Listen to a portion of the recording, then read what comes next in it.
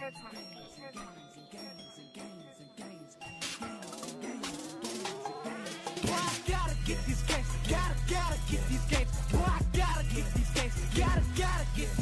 and James getting gains. Take new names, make them gains. What's up, guys? I'm John. And I'm James. In this episode 4, John interviews Bronson Cline, winner of the 2013 NPC Gold Classic Men's Physique Class A and Men's Physique overall winner. In this episode, Bronson describes what the contest was like, how many people entered, how they were separated into different classes, and John also asked him about his diet, training, before and during his preparation phase, what he did the first few days leading up to the contest, and also John asked him about the mental aspects surrounding the competition. All right. Well, my name is Bronson Cline. I am I guess you could say I'm still a student at East Carolina University, so I have my internship to do. But I, undergrad was health fitness specialist with a nutrition minor. I have finished all my coursework. All I have left is an internship to do this fall. So hopefully once I get that out of the way, I'll kind of figure out what I want to do with my life as far as a career. I'm very passionate about working out, I guess you could say. Health and fitness. I guess, makes sense. I guess I've been working out roughly in the gym since, we'll say, freshman year of high school, but I kind of, dwindled my sophomore year of college just because I kind of got caught up with school, trying to figure out what I want to do with my life. That's when I transferred to East Carolina, I guess my junior year. But I'm a group fitness instructor at East Carolina, so cardio is I have to keep a higher level of cardio, so I can instruct. I can teach and keep up with the class. And working out, I've always been passionate about that. So. All right, great. So I guess why don't you tell us a little bit about the contest that you entered? It was in Wilmington, North Carolina, correct? Yes, correct.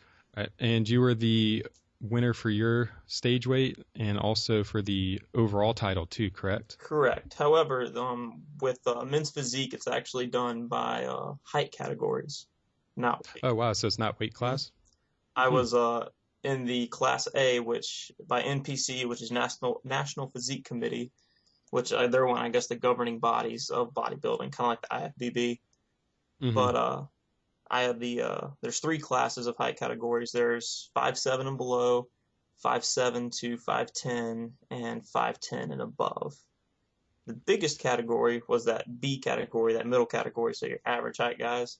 I think their scale was a little off because I'm right around 5'7", maybe a hair under, and they put me in A category.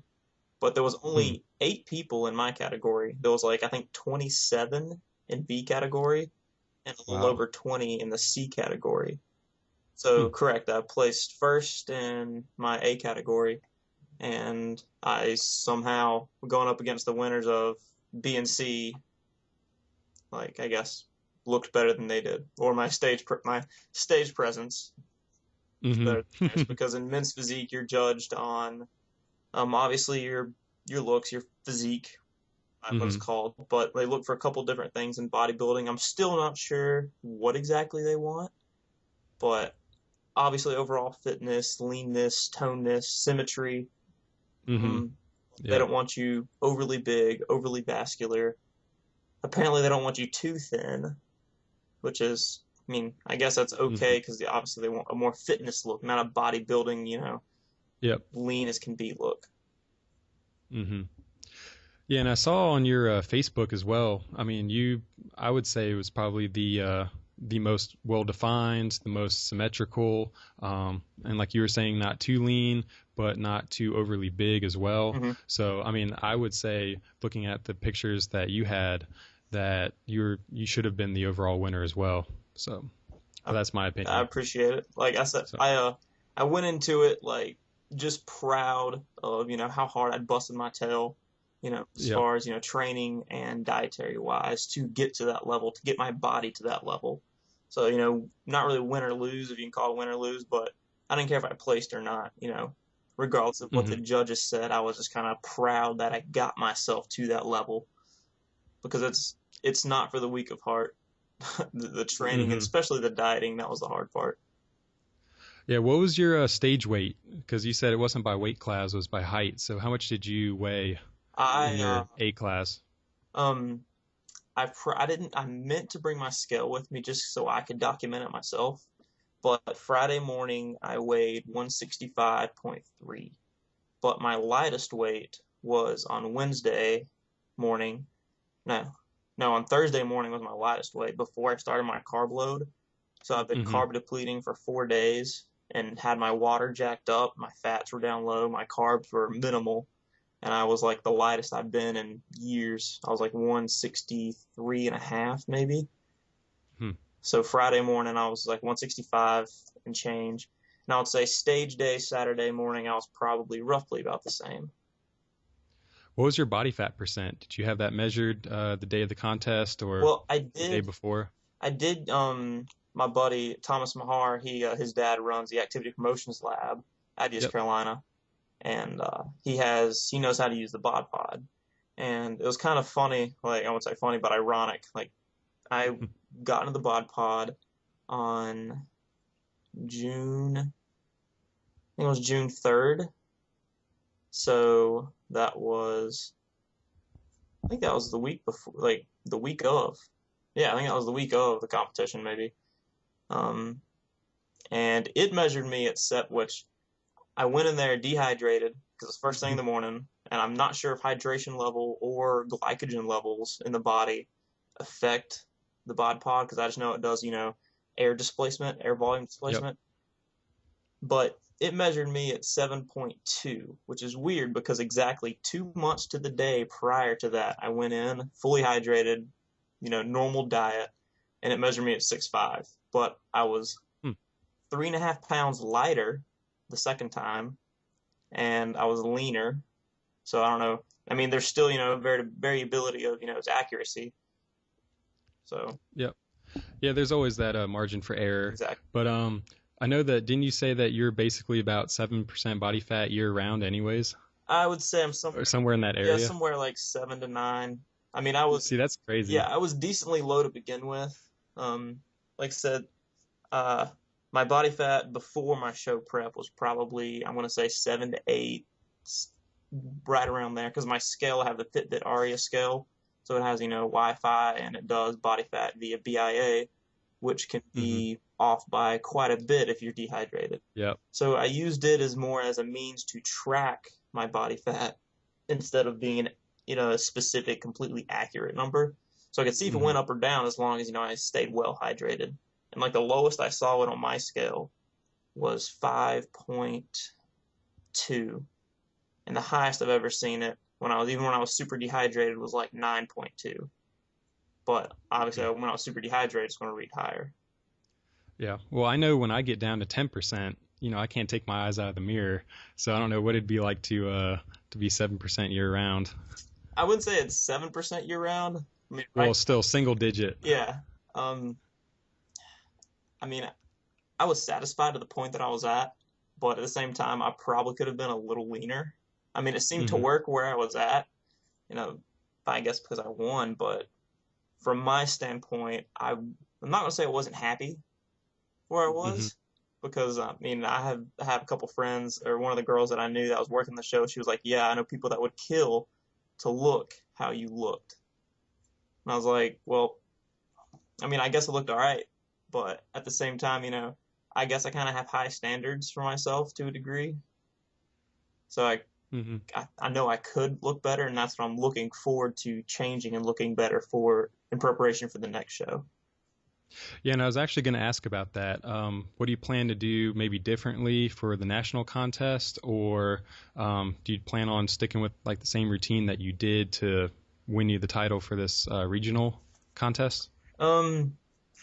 As far as like the training goes in the weight room, I'll probably do pretty much the same exercises, but I'm going to put a little more emphasis on a couple different things. Like going into this contest, I did a little reading, I guess you call it research on the industry of men's physique and kind of what they look for. And from what I read and saw, they look for what you call a tapered V. And that's just essentially, from the back, you have a wide upper body and it tapers down to a narrow waist. I mean, some people, they're born with a wider back, so they can achieve that tapered look a lot easier. But I'm not the widest of people up top. And so I really trained my back super, super hard. I would say 2.5 months, when Jake talked me into doing the contest. That's one thing I wanted to hit really hard was my back. And I did see a vast improvement, in my back, the smaller musculature and just the breadth of it up top. And I achieved somewhat of a taper V, not a huge one that you see on bodybuilders, but some of the I guess what I wouldn't say change, but I have a little bird chest. I hate it. I can't stand it. One of the exercises that I love a lot is the one I got from you. That from here going out at an angle. Yeah. Yeah, love it. And the incline dumbbell press, but with the squeezing at the top and bottom. Yep. Oh yeah, that gets me. Yep, the inward intention. Mm-hmm. Yep, I learned all that from Hypertrophy Max, which actually Vince Del Monte is going to be interviewed here on the show. Mm-hmm. So looking forward to that. But yeah, I know also a lot of those top bodybuilders, like the IFBB pros, their waists, like 33, 34, mm-hmm. But obviously they're, 250. So they really have that tapered V that you were talking about. Exactly. And it helps to have a narrow waist because you can achieve. I mean, my waist is somewhat narrow, so that was to my advantage. Mm-hmm. I could give the illusion, like even down to the way I posed, I gave the illusion that I was wide when naturally I'm not a wide person. Because there were a couple kids up on the stage I shouldn't call them kids. A couple guys up on the stage that I just don't think they'd put as much prep time in their actual stage, if you want to call it stage presence. They're posing, because, in men's physique, you don't actually have a posing routine you go through like bodybuilding. It's literally, I call it pretty boy bodybuilding, because you're up there, hand on a hip, looking pretty for the judges. I mean, obviously, you're holding like an isometric contraction like everywhere, so you look as big and ripped as possible, but you don't go through, like a double bi or, front lat spread, rear lat spread, side chest, tricep, none of that. Yeah, I was actually going to try to touch on the different poses that you had to go through, but you just answered that to where you don't really have a posing routine. Mm-hmm. It's more of just trying to, basically isometrically contract all your muscles just to make yourself look big and proportional. Mm-hmm.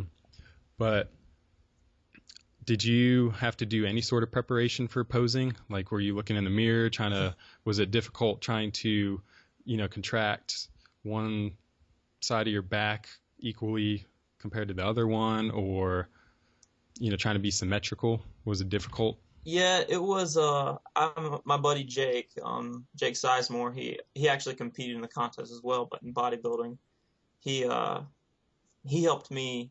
Like, he pretty much put my, posing routine together. Like it was interesting to try and, because I didn't see anyone, I guess, kind of pose the way I did. Like, I would kind of have one hip turned, like, away from the judges, but I would square my shoulders up to them. Because, like, I guess one thing that kind of could potentially set me apart from the other competitors was, I guess, like, you could see, like, an actual line on either side of my, center rectus abdominis. Like, there was a line between my rectus abdominis and my obliques. And when I put my hips one direction, kind of twist into the pose, you can kind of see that line, that division. And overall, I guess, from a physique look standpoint, that would be a highlight. And like, I had to work on kind of, contracting my obliques without kind of hunching over to just, I guess, show off, so to speak, that portion of my physique. But I didn't work on it a whole heck of a lot. I mean, I still spent, I'd say, a couple of hours, just going over it, because I would go in one side and, one hand on a hip, then alternate the direction my hips were facing, and then which hand was on which hip. And then even down to like for men's physique, they used to do quarter turns, so they would see a side profile. And for, I think this year, they took out the quarter turns, and that was kind of like not to my advantage because the quarter turns would, expose those obliques. Whereas when you're facing straight on, you can't really see them all that well. So even in my, when they tell us to turn around so they can see our backs, like I kind of drew the pose out, just kind of slowly turned and kind of clamped down on my obliques just a little bit. So it would expose the fact that they were there because you couldn't really see them all that much from straight on. So the posing, I had to do a little work on that, and that was the part that I was most apprehensive about. Because being on stage in front of people, like, I'm a group fitness instructor, I'm in front of, groups of people teaching and expressing myself both verbally and non-verbally. And that was part of the stage presence, was being able to express yourself non-verbally. And that wasn't the part that was, like I said, I was apprehensive about, was the posing routine, because I just wasn't confident in it, just because I had never done anything like that before. So that was the interesting part about that.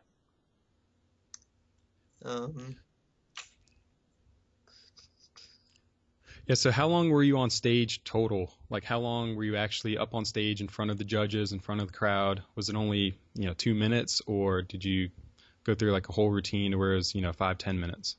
For prejudging, we weren't up there a whole long, too long of a time, just because, my class was only 8 people, so the judges didn't have a heck of a lot of people to look at, so we could all fit on the stage at one time. I would say we were up there. It felt longer than it was, but I would say we were up there. Of course. Yeah. I'd say we were up there roughly, I want to say 2 minutes at most. That was for prejudging. And with physique, you have to hold a smile the entire time. Yep. So for prejudging, it wasn't terrible, because you don't have to hold it for, like I said, an incredible amount of time. And then when you turn around to show them your back, you can drop the smile and relax your face for a couple seconds. They tell you to turn back around, then you got to throw the smile back on. But prejudging, it didn't last too terribly long. For the night show, which is essentially for the crowd, like for prejudging, they literally, for the most part, do most of their judging and scoring then. But that's where they decide the winner, correct? I mean, they essentially decide who places where. Yeah, and that's what I heard. But I talked to some other guys, and they're like, unless it's close, then they will also score you and judge you at the night show. So even on the night show, when we went back up for my class, it was still relatively quick. But then, I had to come back out again for top 5, or the top 5 for my class, and then they'll award us, trophies or whatever for the top 5 in my class. But then for overalls, we were out there for, I would say, almost 5 minutes. Like, my face was like twitching, like right here from smiling so long, because for overalls, they don't get a good look. They don't have the 3 winners, the winners from each class, because they don't tell you won until the night show. But they can't compare the 3 winners from each class until the night show, and they have them all 3 up on stage. So for overalls, I was up there for a while, facing the front, turn around, face the back for a little bit, turn back around, face the front. And they move you around. Also for prejudging, that was probably a little more than 2 minutes, maybe 2 to 3 minutes, because they move people around on stage to, I guess, get closer comparison side by side. And I realized that they weren't moving me. They were moving people to me. And I thought that was interesting. I was texting one of my friends, and she has done a show before, and she was like, well, that's actually a good thing, because they're comparing them to you. That's kind of... Yeah, that's interesting. Yeah, I was like, well, I guess she's like, that's actually a really good sign. When they don't move you, they move the people around you, like, to you.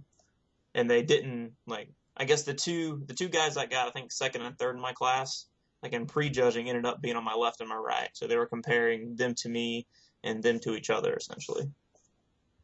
So center is good. Center is good. And even on, even at the night show for overalls, they moved me around a couple times between me and the other 2 guys, which, the other 2 guys were taller, obviously. So when I was in the middle, I looked to my left, I see a shoulder. I look to my right, I see a shoulder. So it was a little bit intimidating just because I've always hated my height. That's the one thing I wish I could change. But occasionally the short guy can't do much about that. Occasionally the short guy does win, and somehow I guess it worked out just because, I mean, just the muscular structure, like me compared to, taller guys, they have, just their insertion and origin places of their muscles. Like their muscles grow long, mine just grow out. So it's easier for me to, I guess, get a little bigger, like a bigger look, just because I'm short and stocky. Yep. Actually, the shorter you are, the easier it is to look bigger and be stronger as well, because of your joint angles, distance from the origin, from the fulcrum, stuff like that. So, yep. So you do have a little bit of an advantage over me being 6 foot over here. True. As far as strength and fitness shows go. There was, I forget who the pro, I think it was Jose Raymond that was a guest poser, and that is a short guy. Like, you think short, this dude had like tree trunks for thighs. It was impressive, but not a look I would ever want, even remotely. It was impressive, but like I said, not anywhere close where I want to be. It was just weird. Yeah, so were you nervous getting on stage? I think you said earlier that you were a little bit, just because, it's a big stage. It's something you haven't done before. So I guess walk us through maybe more the mental aspect of stage day. Okay. I touched on a little bit earlier. Like I said, what was it? Like I was happy regardless because of how hard I'd busted my tail to get there. So yeah, I was nervous about the posing. I didn't want to mess that up. But as far as, being on stage in front of people, that didn't bother me. But I don't want to embarrass myself by screwing up my little posing routine. But, I mean, that was the only thing I was really apprehensive about, because I didn't care what the judges were going to say. If I was going to place, that didn't bother me. Because, I did all of that myself, the training, the dieting. Because I know a lot of people have, a lot of people in this industry, competitors, have, a training coach, a diet coach. I listened to my body, used the formal education I got from East Carolina, which, came in handy quite a bit. And just from what research and reading that I did on my own into this industry and, types of dieting, how to cut down, I was happy to be where I was.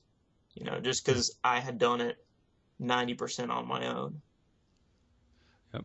And then you mentioned earlier, too, that you're a big cardio guy.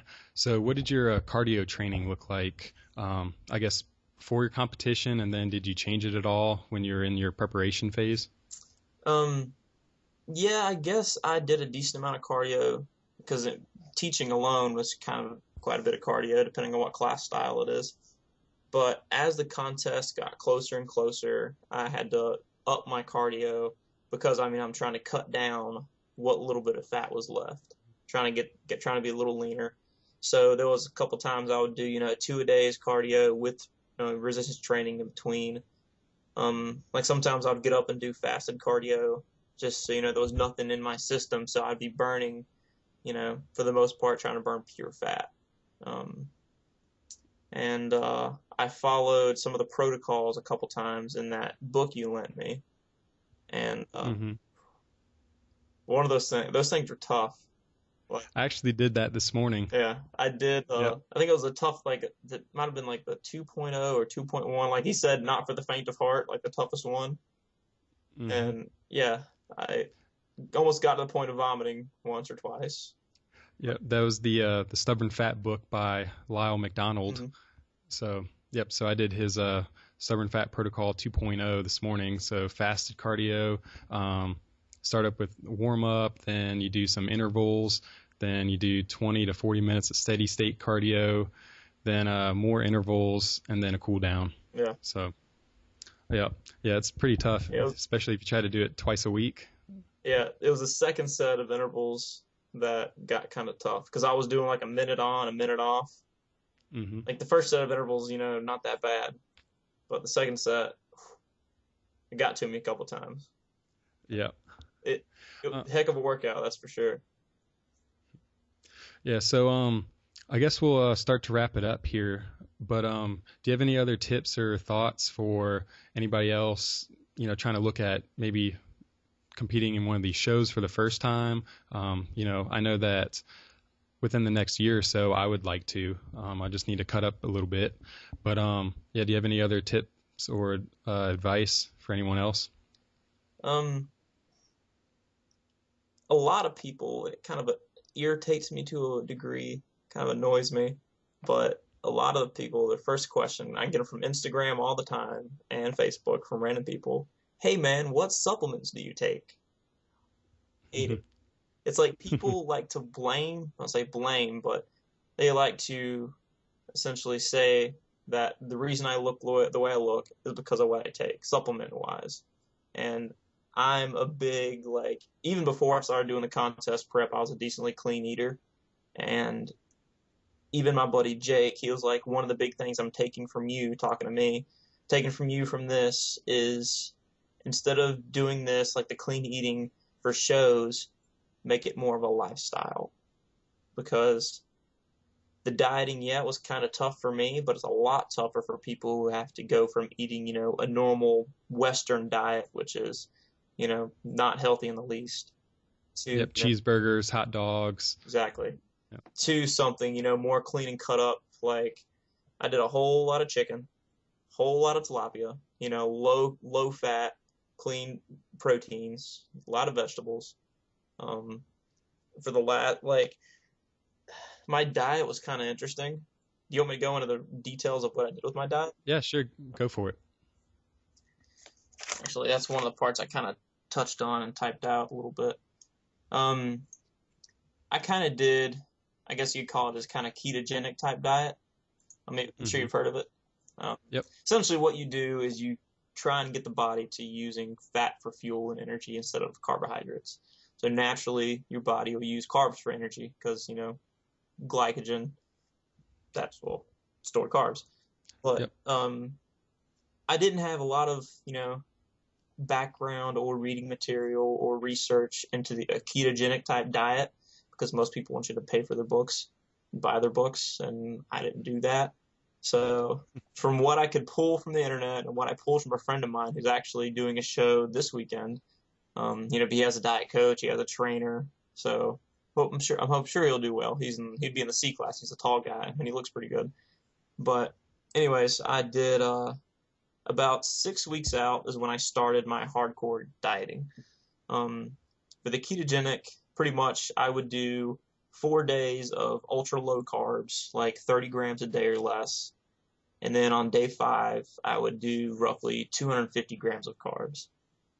And throughout this entire thing, my protein was jacked to like 225 grams a day, just because if my body did have to burn protein for energy, I would have an excess amount so it wouldn't have to break down musculature to use for fuel. But I also upped my fats to about 80 to 110 grams a day, because ketogenic type diet, you get your body in a state called ketosis where it kind of tries to convert to burning fat for fuel, breaking down fat, free fatty acids, burning that, and I guess you could say sparing glycogen just because it's not really there in the diet.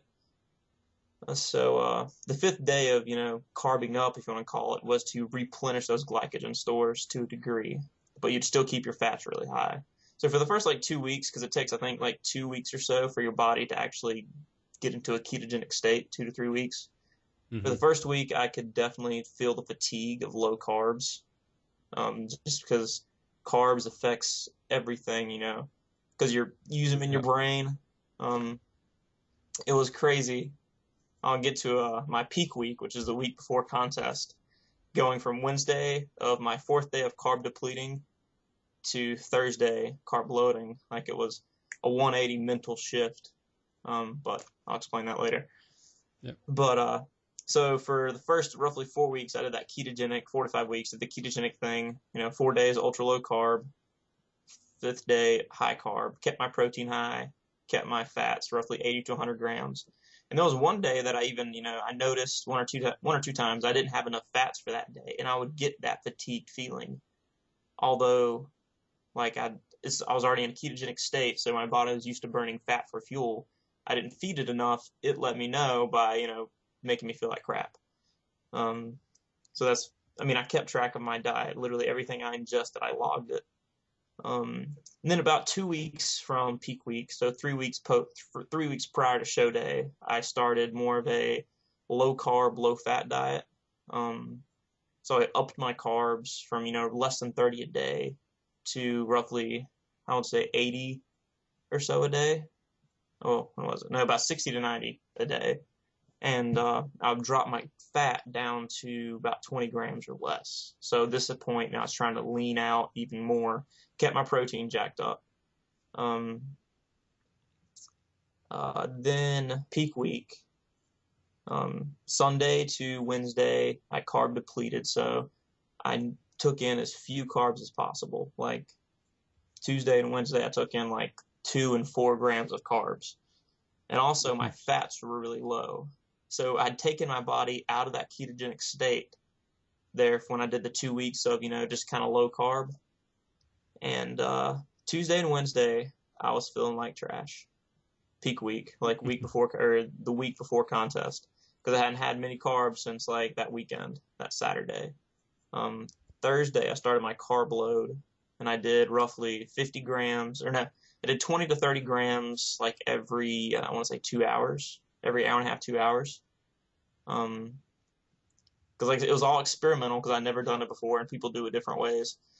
Different methods work differently for people's bodies, so I don't know if I'll do the same thing for the next show or change it up. I'm not really sure. Seemed to work what I did, so I'll probably do the same thing. But Thursday, when I started taking in carbs, I could not stop smiling. Like... Did you feel like Superman over there with all those carbs? It was an incredible, like I've never noticed like the effects of your diet and nutrition that extensively. Like I said, Tuesday and Wednesday, I was a depressed, emotionally messed up person. Like every little thing was bothering me. Like even stuff in my past, from an ex-girlfriend that was just long gone in the past.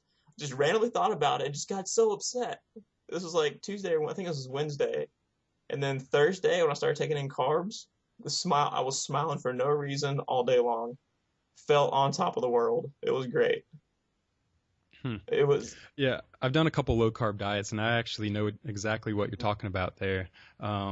You don't realize, I guess, how down you feel. Yeah. Until you get in some carbs and realize what you were missing. For real. So. Oh. It was interesting, but yeah, that's kind of what my diet did. The ketogenic thing for 4 weeks, and then did low carb for 2, and then peak week was pretty much a pure protein diet for 4 days, and then started carb low, and then kind of dropped my protein a little bit, and also mess with my water. That's one thing that you pretty much have to do if you want to do well at these shows.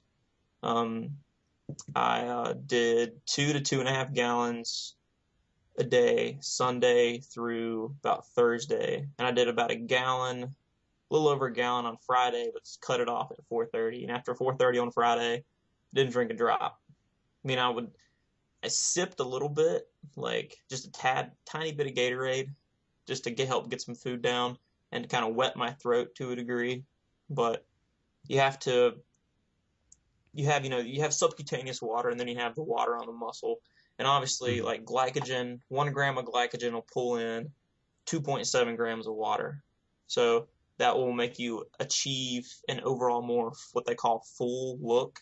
Like your muscles will look full instead of looking what they call flat, which is when you're glycogen depleted. But like I talked to one guy who is the one bit of advice I did get was from a guy who's I think does this professionally. I can't think of his name. A buddy of mine hooked me up with him on Facebook. But he said if you're truly fit, you shouldn't have to mess with your water or glycogen. Just treat stage day like a normal day. But I could tell that just from watering down that it made a difference in the way I looked. So I'll probably do that again for the next show because, I don't know of any athlete there that wasn't dehydrated, just because to get that hard look, you have to water down. So you don't have any subcutaneous water. So the musculature looks more defined. You look harder. So that was uncomfortable to not drink water all day long, especially because when you drink 2 to 2.5 gallons a day, you condition your body to processing and excreting that much water. Like peak week, I was waking up to pee 3 to 4 times a night, every night. And then all of a sudden you just drop it down to nothing, essentially none. Yeah, completely none. So you condition your body to processing and excreting that much water, and then you take it away, and it's still trying to excrete water, so you're kind of dehydrate yourself. It has to do with like messing with like your aldosterone levels and probably ADH too, yeah, antidiuretic hormone. Yeah. We did the night before. It was Friday night. Me and my buddy Jake, we each took a shot of 151. There's mixed opinions as far as if ingesting a decent amount of alcohol, because obviously alcohol dehydrates you even more, and not sure if it helped at all. It tasted like crap because we couldn't chase it with anything, and 151's a stout liquor. Doesn't taste. It tasted like we were drinking fire because our throats were dry. Down that. Yeah, no thanks. Yeah, we downed that, and then we couldn't drink anything after. Bad decision, but I mean. So that's your tip. Don't try to drink alcohol to dehydrate yourself the night before the contest. Like I said, there's mixed opinions on it. Some people do it. One of the IFBB pros, I can't remember who it is, but somebody told me that they read that he downs a whole fifth of some sort of vodka night before stage day. Like dehydrated, downs a whole fifth. But obviously, no thanks. Yeah, no thanks. Exactly. He's probably a big dude, so a fifth wouldn't affect him like it would you or I. But yeah, that's a little extreme. I'll have to look into that. Yeah, that was interesting. But. And when's your contest? The Nationals, is it November? Yeah, I want to say I heard. The Nationals contest is November 22nd and 23rd in Fort Lauderdale, Florida, which is, Miami area. But I'm thinking about doing a competition between now and then, just to kind of, I guess, get a little more experience, kind of see who else and what else is out there, because I learned so much from that one competition. And I mean, I don't know how many competitions it would take for somebody to be not, technically a pro, but know the ins and outs of this industry. But, we find so much, we figure out so much scientifically and research wise, all the time. So nutrition's changing constantly. Like as far as, what's best for you, what's not good for you. So it's an ever evolving industry, just like pretty much anything today. Yep, and actually going back to the ketogenic diet there, the same guy that wrote that Stubborn Fat book, he actually wrote a book called The Ketogenic Diet, where he talks about that, basically carb depleting for 5 days and then carb loading, Friday night, and then a different type of carb load on Saturday. So I plan on reading that here in a couple months, but maybe I can get back with you and tell you stuff I learned from that book. True. Yeah, I'm reading a book right now. It's called Power Eating you might have heard of it. Might have shown it to you, maybe. But it's by a lady called Susan Cleaner. Power Eating. But this is the 3rd edition. It's an older book. I think this was published in 2007. Or this is the 2nd edition. Actually, I have the 3rd edition open on my table. But it's pretty much, it has diet plans. It has a section about supplementation, what's been scientifically proven, to work, what stands up to some of its market claims, and what is completely garbage as far as, what it could potentially do to you, and what's, potentially dangerous. It has diet plans for building muscle without, gaining a lot of weight. It also has essentially a plan for cutting and also for weight loss. It kind of just gives you, how many grains, fruits, vegetables, proteins, fats, an allotment. It kind of has a mock like diet, like a day's routine of, eating and like foods that you could use in those food groups. It's a pretty interesting book. I like it thus far. I've learned quite a bit from it. I'm looking forward to finishing it if I ever get some free time. But my boss Sam Combs, which is I want to say he's a genetic monster, but he is. Yeah, I know who you're talking about. Yeah, the dude's big to be 47 years old. Like he's a very nice guy, but he's got some. I mean, I know deep down he wants to do a competition because even on his wall, like in his office, he has a huge poster of what's that guy's name? Oh, I can't think of it. He's like the one guy people think of when they think of bodybuilding. Ronnie Coleman? Not Ronnie Arnold? Coleman. Arnold Schwarzenegger? No, not him. Big white guy. He's Jay Cutler? Jay Cutler. There we go. I don't know why I could not think of that. But he has a big poster of Jay Cutler. He has like another poster of like some sort of bodybuilding magazine cover, and he's got size on him. And he was incredibly supportive of me doing this show, like to the point that he wanted to almost limit how often I could work because he didn't want to interrupt my prep for the show, which annoyed me to a degree because he only schedules me for 2 shifts a week, that's not even enough to worth my drive really. So I was picking up shifts like a vulture at work, but he figured, between the dieting and the training, I would need my time, but I still managed, even working, 4 and 5 shifts a week, to get in there, train. And even though when I was working, I'd have to eat every hour and a half, 2 hours. And that could be a hassle if you're in a professional type setting of a job. Eating every 2 hours could be, not ideal. But I carried a little lunchbox with me everywhere. Had all my food in it for the most part. Yeah, well, that's what it takes, those extra little things that most people won't do. If they have work, they might use the excuse of, oh, well, I was at work, I couldn't get in my meal on time, stuff like that. But, it's those little things that separate you and make you, the winner compared to someone else who didn't. So yeah, I mean, there were some guys there who could have used a little more prep work. I mean, I guess if I had to give more advice to someone trying to or wanting to compete, and I have actually had a couple guys come up to me and seriously ask me, hey man, I'm interested in competing, or you inspired me to compete, you inspired me to try and change my life around as far as, from a dietary fitness standpoint. And I love that, love it. But don't take this lightly. Like, if you want to compete, it's so much dedication, mainly for the dieting. Like the training portion, everyone enjoys that. Typically, people that want to do these shows are people that already train. So, for the most part, they have that down. It's just the dieting part that can make you or break you. And there was sometimes that, I was just so frustrated. And so, I wouldn't say upset, but I missed food. Like, I cut out grains completely. Like, I didn't have bread for like 6 weeks. And I love bread, and I ate a lot of bread. And I ate it for 6 weeks, no grain whatsoever. That was tough. Like, it will test you mental. It's a huge mental test.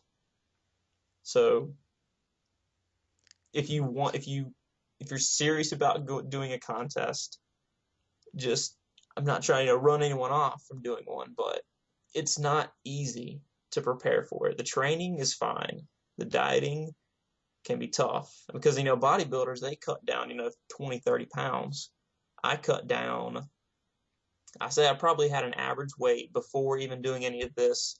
I weighed roughly maybe 171 to 173, kind of fluctuated in there. But, watered down and, carb down a little bit. And even I did make some gains while I was dieting, like in the, as far as my size and strength, which, that's kind of tough to do especially if you're dieting, because to build muscle, you have to have a positive caloric balance at the end of the day. But right now, like, a week and a couple days, well, I guess a week and a half after stage day. This morning I weighed 174.5. So I'm up like 9 pounds from stage day. Yeah, some of that's water, some of it's not water, because I cycled off my creatine. And creatine will supposedly make you retain a little, does make you retain a little water. So cycled that back on. So obviously that probably had an effect as far as my weight. But some of it's not water, because we went to Carrabba's the night after the show. As soon as we left the show, we went to Carrabba's, and I ate like an animal. And then Monday and Tuesday, I had a full pack of Oreos each day. That was a mistake, but they were so good. That's my one weakness, is Oreos. And I had one pack on Monday. I think it was 4,500 calories for the 2 packs of Oreos. Well, that's where the extra weight came from. Potentially. I mean, most likely. Because I've started my clean bulking already, so I'm back to eating clean, feeling better. Oh, those Oreos were really good. But I ate myself to being uncomfortable, I would say 4 times post-show or post-stage day, just because, I was on a restricted diet for 6 weeks, 7 weeks. So I was happy to eat again, to say the least. But now I'm, kind of watching what I'm eating again, logging everything. And that's another thing to the dieting portion. You have to write down what you eat. And there's multiple apps for you smartphone people out there, because I know most people have a smartphone nowadays. So yeah, MyFitnessPal is what I use. Mm-hmm. The one I've been using the Fitbit app, just because I have a Fitbit Flex, which is an activity monitor, exact same thing as a Jawbone Up. And I also have my Fitbit Aria scale in the bathroom, which has, Wi-Fi, so it loads up my weight and body fat percentage to a website, which, connects with the app on my phone. So I have everything kind of in one place. The food, I guess, database they have isn't all that great, so I've had to add a lot of things. But MyFitnessPal, I've heard, is really good as far as adding food. So I would suggest that one, because that's one of the bigger ones. Mm-hmm. Yeah, well, like I said, I'm going to be trying to compete in a show here in the next couple months, so I might have to, call you up, get some advice, Go for it. All the little details, like you said. So, but do you have anything else to add? Let me look at your questions right quick. Do you have any other questions from me from your list that you'd like to touch on? I think we've covered most of it. You did a pretty good job explaining everything, went into detail. I think we touched on everything from training to diet to, the mental aspect. So I don't know. So unless you can think of anything else, then. Well, I mentioned it before, but like I said, that's one thing when my buddy Jake told me afterwards that, he thinks once they set me off, what made the difference for me as far as, my overall physique look, is that it's a lifestyle for me. Like, because I was eating clean before I even started prepping for it, before I even had a show in my mind, just because I would, I'm not going to say I would never do one, but Jake talked me into it. And it was kind of fun. Like I said, you met a lot of really cool people, but I'm not going to say take it as, a way to change your life as far as what you're eating and doing, but it's easier to prep for a show if you're already a fairly clean eater. For people that do it professionally, obviously it's their lifestyle. So, but as far as someone coming in, like I said before, from, a normal Western diet and then trying to do a show, it can be tough. Much tougher. Yeah, and it will be challenging. So take it as a lifestyle approach. Like, if you're anyone wants to get serious about doing a show, don't think of it as a one and done. Think of it as, longevity. Like, can you sustain this? Like, the dieting I did, not sustainable. Like, especially peak week. You do not want to put your body through that, or your mind for that matter, for any extended period of time. Wouldn't say it's the healthiest thing, dieting down, but as far as, my pre-show prep diet, it was clean for the most part. Well, everyone always made fun of me, but gave me hell because I would carry lunchbox around everywhere. I would break out salmon in the middle of class. I'd break out tuna or a chicken breast in the middle of class, green beans, a salad, and I mean, I've done it as well, yeah. So I know where you're coming from. I mean, like I said, it's a lifestyle. Yep, and I think that's an important point too. It's not just a diet. You can't get to the body you want with a month or two of dieting. It's a lifestyle. You have to stick with it. Because if you go back to the way you were eating before, then you're going to go back to the way you were looking before. So. And I'd say crap in equals crap out. So if your diet's crap, your body's not going to really respond in the way you potentially want it to. I mean, I'm not saying my diet's picture perfect. I know it's not, but I would say that's a big reason why I had a little bit, I guess I wouldn't say an advantage, but like why I potentially look better. Yeah, well, there's one quote too to, I guess, kind of sum up everything we just said. You have to live like nobody else if you want to live like nobody else.